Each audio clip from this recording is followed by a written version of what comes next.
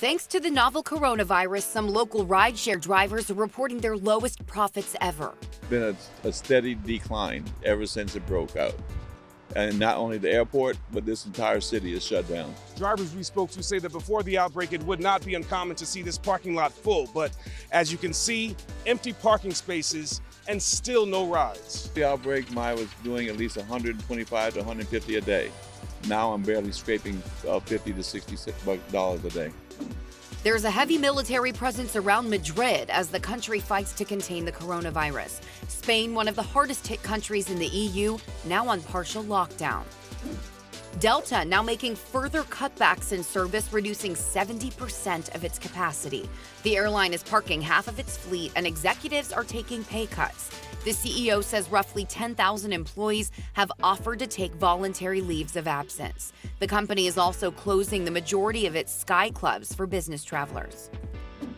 Well, the coronavirus already has taken a toll on other supply chains, especially those that are dependent on China. Given what we're seeing at grocery stores, may lead some to wonder, how's the food supply chain holding up?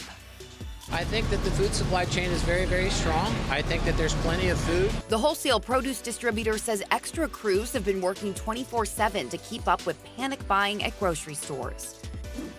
Spain's civil guard seized around 69,000 masks and more than 5,000 goggles and gloves at airports and ports of entry. The raids on sanitary gear included seizures of some that had been smuggled into the country and that a business had sought to auction online. National Park Service has closed some facilities but is keeping outdoor areas open, and now entry is free. Park officials say they want stir-crazy citizens to be able to embrace nature and get out of their homes.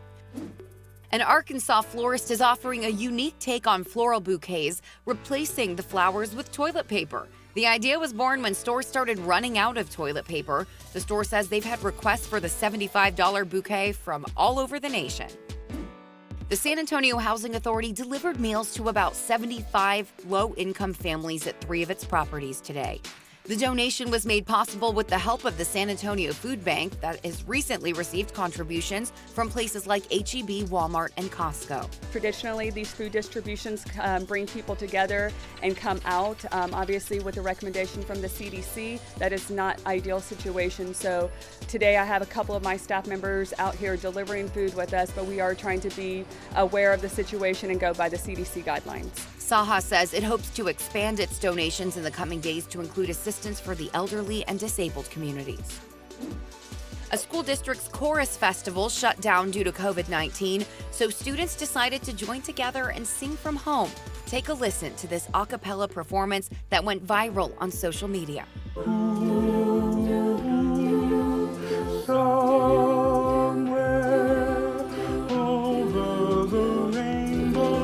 To read more about these stories, head to ksat.com.